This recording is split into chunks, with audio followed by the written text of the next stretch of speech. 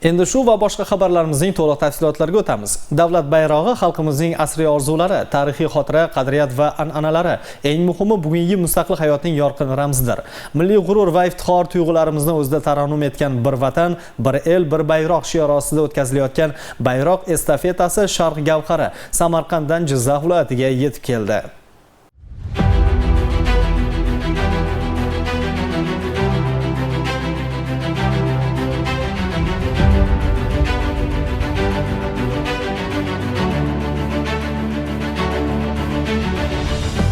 Samarqand va Jizzax viloyatlari tutashgan hudud G'allaorol tumanida o'tkazilgan tantanada Ma'naviyat va ma'rifat markazi faollari, harbiy xizmatchilar, nuroniylar va yoshlar, keng jamoatchilik vakillari ishtirok etishdi. Davlat bayrog'i xalqimizga mustahkam iroda va kelajakka ishonch tuyg'usini baxsh etib, tinchlik hamda barqarorlik yo'lidagi yangi tashabbuslar, yurt ravnaqi uchun fidokorona mehnat sari undaydigan, davlatimizning jahon miqyosidagi nufuzini ifoda etadigan muqaddas timsoldir. Tadbirda mana shu jihat alohida e'tirof etildi.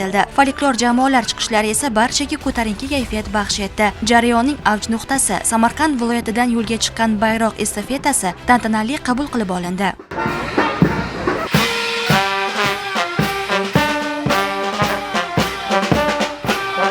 Mana bugun biz Amudaryodan chiqqan, ya'ni Surxondaryo viloyatidan chiqqan estafeta bayrog'ini qabul qilib oldik. Jizzax viloyatining G'allaorol tumanida hamma xursand, hamma to'lqinlangan, hamma hayajonda. Chunki birinchi marotaba biz bunaqangi viloyatdan viloyatga estafeta bayrog'ini qabul qilib olib, Xudo xolasa 18-kunga bu Toshkent shahriga kirib boradi. Biz bu bayrog'imizni qanchalar shu g'ururimiz ekanligini, qanchalar bizni xalqimizni iftixori ekanligini yana bir bor yurakdan his qildik. Biz xalqimizga ma'naviy ozuqa berganimizni guvohi bo'ldik hozir.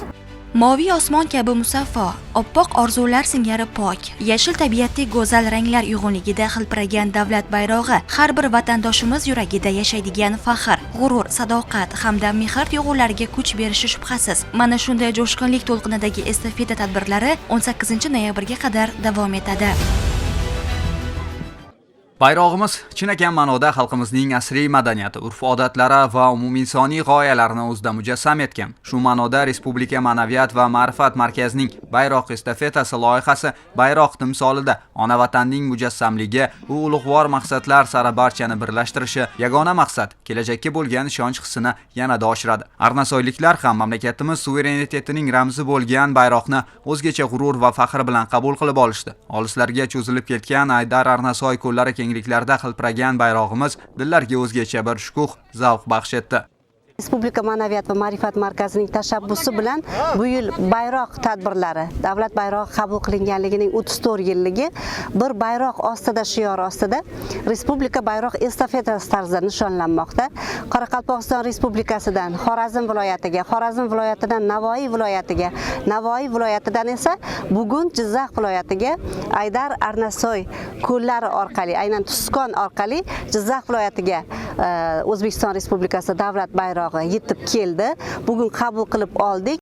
Ko'llar tizimidan boshlangan ushbu tadbir faollar, yoshlar ishtirokidagi tantanalarga ulandi. Shu kuni ramziy bayroq vatanimizning munosib vorislari bo'lgan faol yoshlar, sportchilar tomonidan ko'tarildi. Shahdam qadamlar ostida yuksaklikka ko'tarilgan bayroq ona vatanimizga bo'lgan cheksiz mehr-muhabbatning ifodasi bo'ldi. Navoiy viloyatidan bizning yangi maskanimiz Aydar Arnasoy ko'l kompleksiga, kurort kompleksiga keldi. Kutib oldik bayroqni. Barchangizni yana bir bor bayram bilan tabriklayman bugungi qutlug' ayyom bilan. Bayrog'imiz jonajon o'lkamiz, dunyoda xalqaro hamjamiyatning tenglar ichida teng a'zosi ekanligini anglatadi va o'zida milliy madaniy an'analarimizni mujassamlashtiradi. Shu ma'noda u bizning g'urur va iftixorimizdir. Bir bayroq ostida o'tkazilayotgan estafetamiz Arnasoy tumanidan Do'stlik tumaniga yo'l oldi.